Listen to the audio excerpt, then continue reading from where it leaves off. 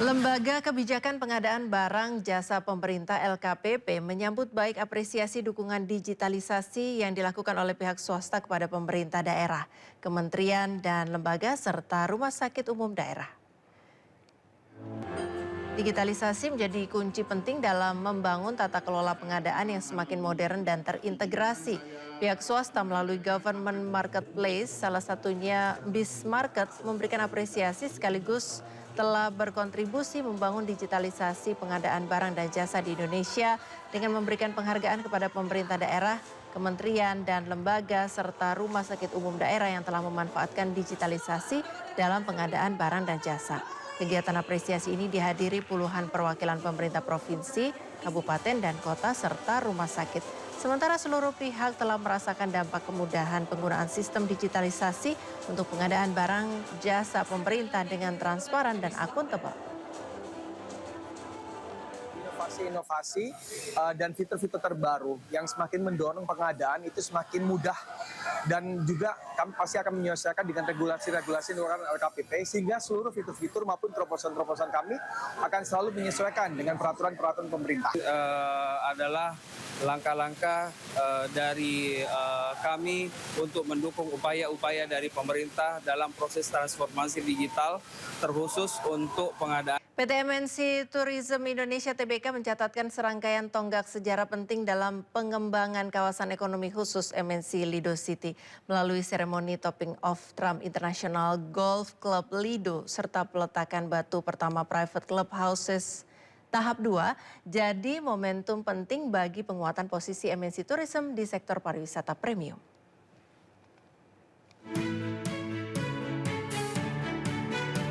Eksekutif Chairman MNC Group Haritanu Sudibyo didampingi Eksekutif Chairwoman MNC Group Liliana Tanusudibyo meresmikan topping off Clubhouse Trump International Golf Club Lido di kawasan ekonomi khusus MNC Lido City, Bogor, Jawa Barat. Berlokasi strategis di dalam KEK MNC Lido City, Trump International Golf Club Lido menawarkan keunggulan geografis pada ketinggian 700 meter di atas permukaan laut.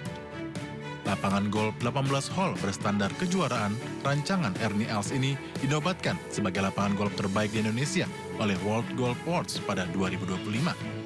Sementara itu, MNC Tourism juga meresmikan dimulainya pembangunan private clubhouse tahap 2 yang dirancang sebagai tempat istirahat dan pertemuan eksklusif dengan pemandangan spektakuler Gunung Salak, Gunung Gede, dan Gunung Pangrango. Trump Clubhouse di Lido ini yang paling besar dari seluruh clubhouse milik Trump di seluruh dunia. Dan kalau menurut saya juga dibandingkan clubhouse lain, brand lain, ini salah satu yang paling besar juga di dunia. Besar sekali, luasnya 3,3 hektar yang dibangun. Fasilitasnya banyak sekali, ya, ada beberapa restoran, ada ballroom yang sangat besar, ada meeting room, ada juga ballroom yang untuk MICE, ya, yang semi outdoor. Ya, luasnya 5.000 meter, ya, kemudian fasilitas lounge dan lain-lain sangat besar sekali. Dengan kehadiran dua proyek prestisius ini, MNC Tourism optimis kawasan ekonomi khusus MNC Lido City akan menjadi destinasi gaya hidup dan wisata kelas dunia yang memadukan kemewahan, bisnis, dan keindahan alam Indonesia. Tim Liputan iNews melaporkan. Pemirsa, viral seorang polisi di Kota Metro Lampung menyelamatkan warga dari serangan anjing pitbull. Keluarga korban berterima kasih kepada polisi yang membantu.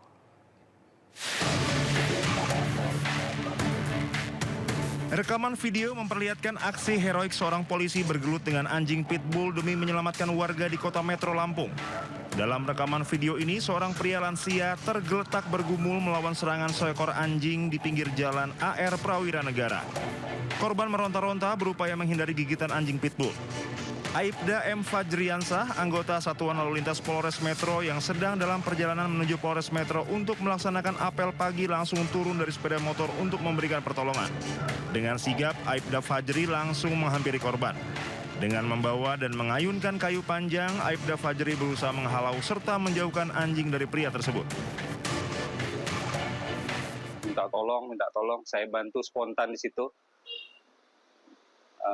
Saya carikan kayu panjang untuk menghalau anjing tersebut supaya bisa pergi kan.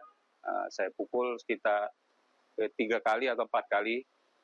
Alhamdulillah terlepas dan anjing tersebut pergi dari situ. Bapaknya digigit anjing di tangan, sudah dijahit dan sudah juga disuntik rabies. Kondisi korban kini telah membaik. Istri korban juga telah menyampaikan ucapan terima kasih kepada Aibda Fajri atas bantuan cepat yang diberikan kepada suaminya. Atas aksi kemanusiaan tersebut, Kasat Lantas Polres Metro AKP Farid Rianto memberikan apresiasi dan penghargaan kepada Aibda Fajri. Ia berharap tindakan tersebut dapat menjadi contoh bagi seluruh anggota Polri untuk selalu hadir dan memberikan rasa aman bagi masyarakat khususnya di Kota Metro. Dari Kota Metro Lampung, Tinus Ristanto, iNews melaporkan. Pemirsa, diduga perahu tidak kuat menahan beban, seperangkat sound horeg senilai puluhan juta rupiah tenggelam di Sungai Sidoarjo, Jawa Timur. Peristiwa terjadi saat perayaan budaya di Desa Balongdowo.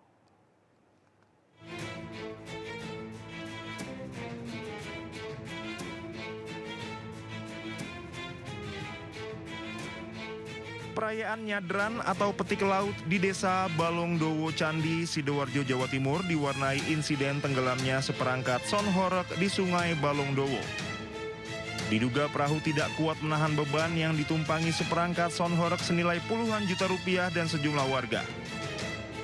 Sebelum tenggelam, salah satu perahu yang mengangkut perangkat sound horeg ini miring dan akhirnya membuat peralatan sound horeg jatuh ke sungai. Sejumlah warga yang berjoget di atas perahu dan sound horeg terjun ke sungai. Horegnya itu di atas perahu, terus perahunya itu tidak seimbang dan akhirnya tenggelam horegnya itu. Terus gimana? Orang-orangnya sempat panik tadi? Iya, sempat panik gara-gara joget-joget, terus berpencar itu akhirnya tidak seimbang. Tidak ada korban jiwa dan luka dalam kejadian ini, namun kerugian akibat jatuhnya seluruh alat sound horeg ke sungai mencapai 75 juta rupiah. Pemirsa, Polda Bali membongkar sindikat judi online jaringan luar negeri yang beroperasi di Bali dengan omset miliaran rupiah per bulan. Puluhan pelaku warga negara India ditangkap.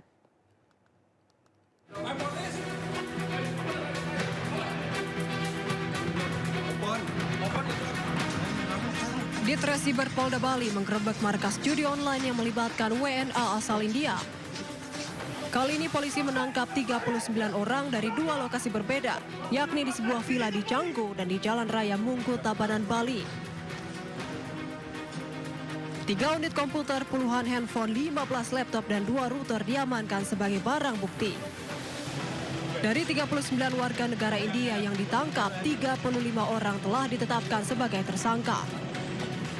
8 diantaranya telah dilakukan penahanan, sementara 4 orang lainnya masih berstatus saksi.